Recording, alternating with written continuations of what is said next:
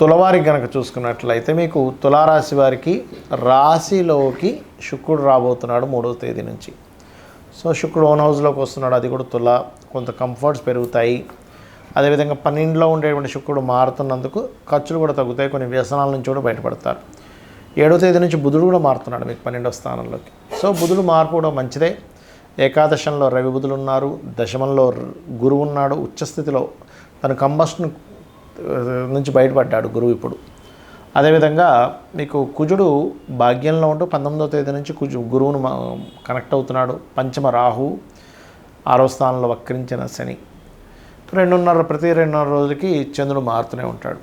మరి ఈ యొక్క గ్రహస్థితిని అనుసరించి ఎలా ఉండబోతుంది, ఏ దేవతారాధన చేయాలి, ఎటువంటి విషయాల్లో ఏ తేదీల్లో జాగ్రత్తగా ఉండాలి అనేటువంటి అంశాలు చెప్తుంది నేనైనప్పటికీ చెప్పిస్తుంది సాక్షాత్ లలిత అమ్మవారిగా భావిస్తూ ఆ లలితాంబిక అమ్మవారి యొక్క అనుగ్రహం మీకు పరిపూర్ణంగా కలగాలని మనస్ఫూర్తిగా కోరుకుంటూ, ఇక్కడ ఎప్పుడైతే గ్రహం ముఖ్యంగా తులవారికి రాశిలోకి శుక్రుడు వస్తున్నాడు 3వ తేదీ నుంచి, చాలా అంటే చాలా మటుకు రిలీఫ్ వస్తుంది, కంఫర్ట్స్ పెరుగుతాయి.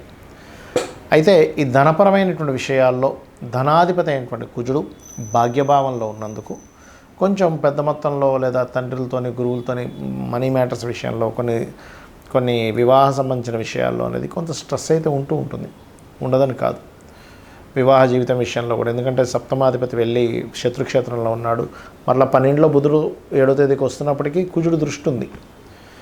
అయితే ఇది కొంచెం 19వ తేదీ దాటితే మీకు లగ్నంలో శుక్రుడు ఉంటూ దశమంలో గురువు ఉండడం మంచిదే.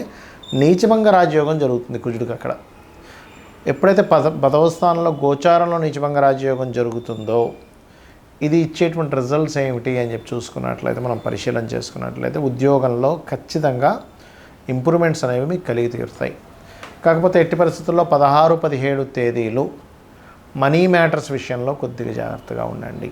దాని ఎవరికైనా ఇవ్వడం తీసుకున్నాం, దానివల్ల కొంత ఘర్షణ ఉంది.